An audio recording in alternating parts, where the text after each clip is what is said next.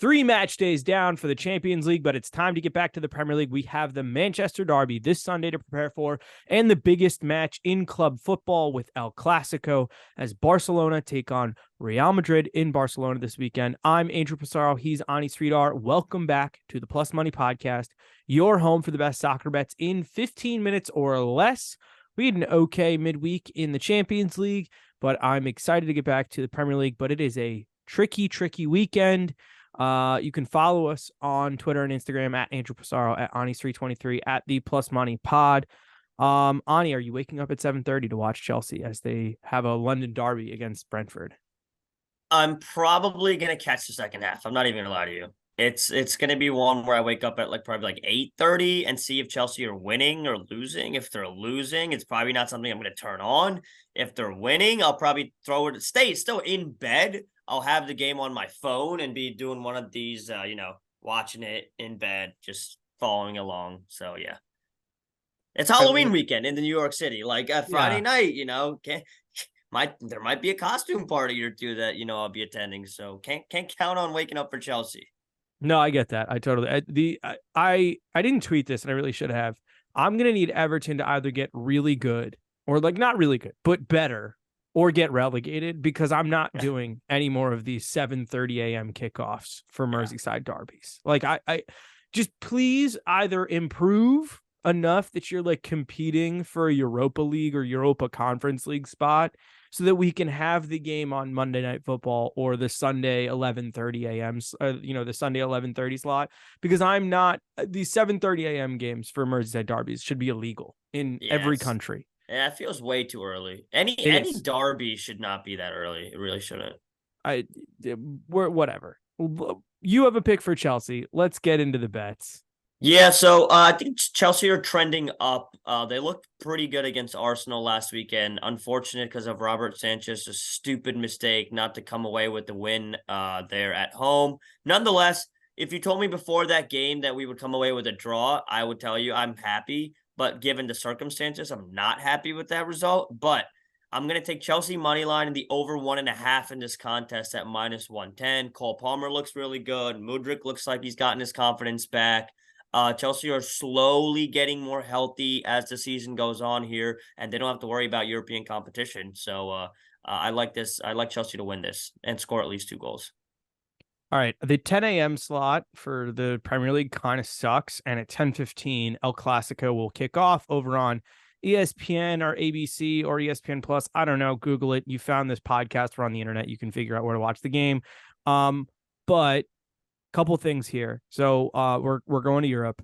Xavi has not lost a La Liga El Clasico. Barcelona has won all of those matches in La Liga. That being said, everybody is hurt for Barcelona right now. They're bringing on 17-year-olds left and right. Mind you, the kids are scoring. Who are pretty good. Who are damn good. The kids are pretty good. The kids are pretty good. Yeah. But you're getting Real Madrid +170 on the money line, which I do think is great value, but I'm going to hedge a little and take Real Madrid. Draw no bet at +100.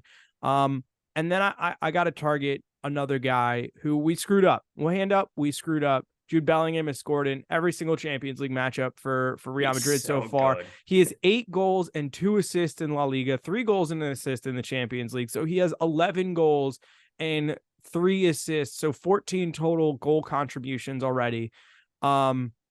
He's anytime goal scorer +210. Again, a great number. I will probably roll the dice at that number.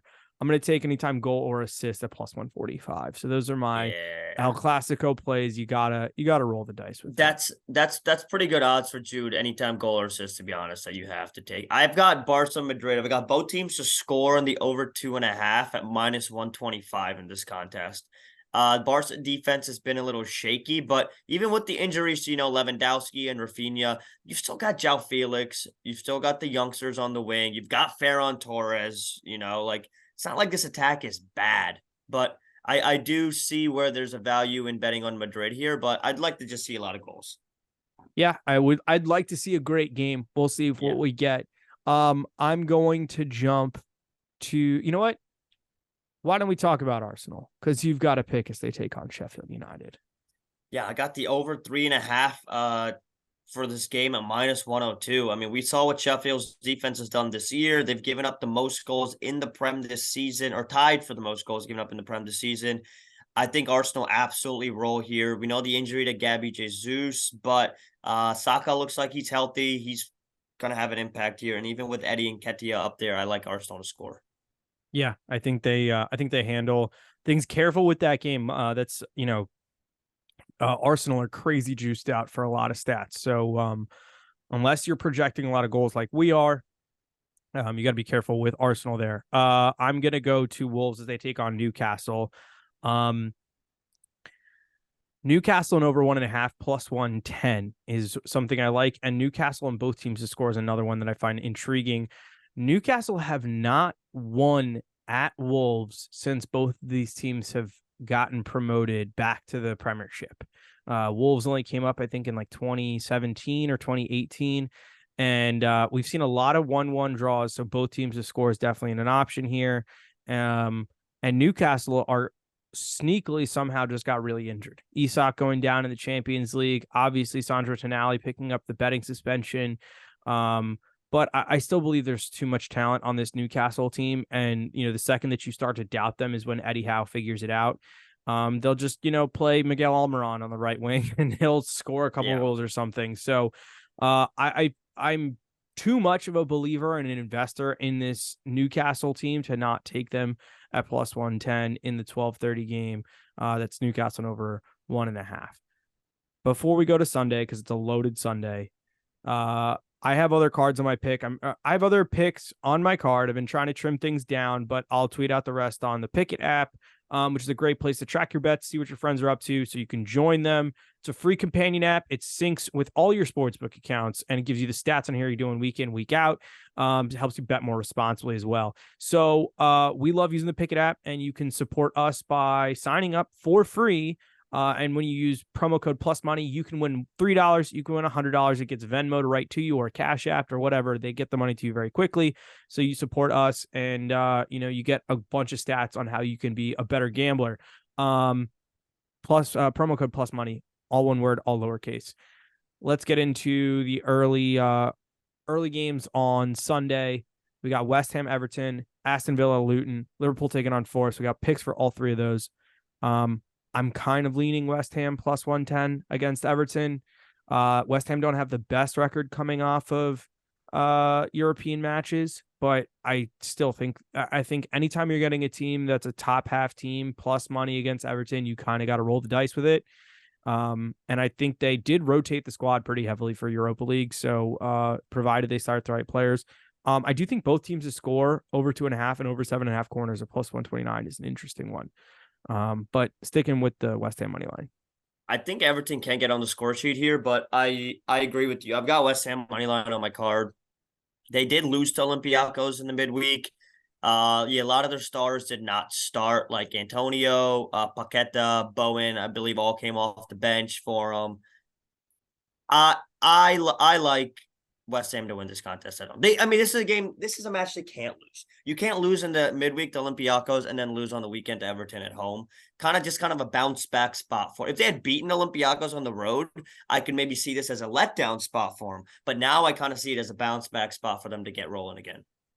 Here's the thing. David Moyes came out and said that top 6 is our goal. And if you're going to say that, then fine, lose at Olympiacos, but you got to come back and beat Everton. So love the number at plus 110. Let's go to a team who is flying, and that's Aston Villa. Another big win today in Europa Conference League. They absolutely smashed it last weekend. Ollie Watkins now scored in 3 straight games in all competitions for him. He scored against Australia, so we're counting that. But there's another player I want to point out, and the number is really good. Douglas Luiz, their central midfielder from Brazil, has scored in 6 straight matches at Villa Park. He's plus 300 anytime goal scorer, plus 125 anytime goal or assist. And I'm going to play both of those while I also play Aston Villa and over 3.5 when they take on Luton plus 170. Look, this is as simple as Aston Villa are scoring a ton of goals and Luton are bad. I don't think I need to give you a more complicated breakdown than that. Yeah, you really don't. I've got Aston Villa to score and score a lot in this contest. This should be a breezer of a win. Their team total over 2.5 is plus 114. Like, what? They're gonna win this 4-0. Luton Town's defense is bad. Like, who do you think has the better match, or who do you think scores more goals this weekend? Arsenal at home against Sheffield or Villa against Luton? I think it's a tough decision. I'll give you a hot take. I think it's Villa. Right? And you're getting better odds for Villa than you are Arsenal, which is why I think I love this bet. This might be my favorite bet for the weekend on the slate. So, yeah. And I know people that play FPL are deciding to maybe captain Ollie Watkins this week just because of the matchup. I think that I'm not an FPL guy. You know, I turn down so many opportunities to play FPL, and I always say it's just not my cup of tea. I'd rather gamble. Yeah. Yes, this is the weekend to captain Ollie Watkins. I got a quick couple ones that I like for Liverpool taking on Forest. I don't hate Liverpool in under 3.5 in the match at plus 125. I just kind of see this as a 2-1 or a 2-0 Liverpool win. They are blowing out Toulouse as we speak right now in Europa League, but I wasn't expecting that kind of response either. I also like a parlay at plus 146, 22 or more shots, Liverpool money line and over 9.5 corners. But let's get to the game that everyone's really here for. It's the Manchester Derby at Old Trafford. This one hasn't really been much of a competition for a while. We've seen Pep's team kind of just take the wind out of it, but it's going to be a big one. It's going to be obviously Manchester United just losing a legend just last weekend. I think morning of the match it happened, so they'll have more of an opportunity to do a more proper send-off. But I kind of see Manchester City just, you got to take them. They go and get the result in Europe against young boys. Still kind of getting healthier. Having Rodri back is just massive. So crucial. Just massive. Yeah. I still don't think they've hit final form, which, I mean, it's early in the season. They don't want to, but I'm not going to say there's something wrong at City, but they're getting the results. That's all that matters. But there's something is off. We'll see how they continue to play through things. But here's my two plays. I like City over 1.5 and 23 or more shots at plus 126. City also haven't kept a clean sheet in 7 matches. So home field effect. Can Man United do something and get on the score sheet? Maybe. I don't know who's doing it. Maybe it's a Højlund goal. Maybe it's Fernandez. Probably not. He doesn't usually step up in big games. But City and both teams to score is plus 210. So I don't hate that. I don't see them keeping a clean sheet in this one.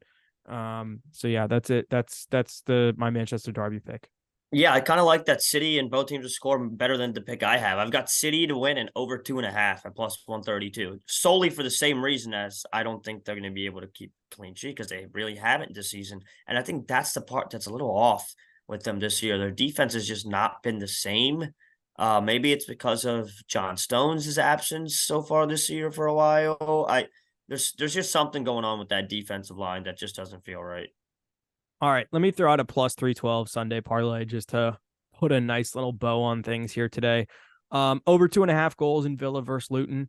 Notice how both of us didn't touch the Brighton Fulham game, but I do think over 2.5 is a play there. Maybe not the 3.5 that we've been leaning on so heavily, but that one came to an end this past weekend. Over 1.5 in City versus United and over 8.5 corners in Liverpool versus Forest. I like it. Plus 312.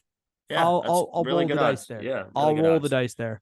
All right, we will be back. I don't think hang on. I have no idea if we have midweek football next week.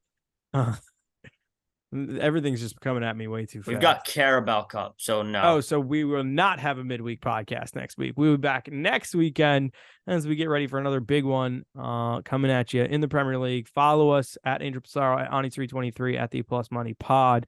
Like, review, and subscribe. Like this video on YouTube if you're watching, and subscribe to the YouTube. And once again, follow us on Picket. Sign up for free. I cannot recommend using the app enough. It's totally free. Promo code Plus Money. You can win $3 or $100. Let's stay positive, and we'll catch you next week.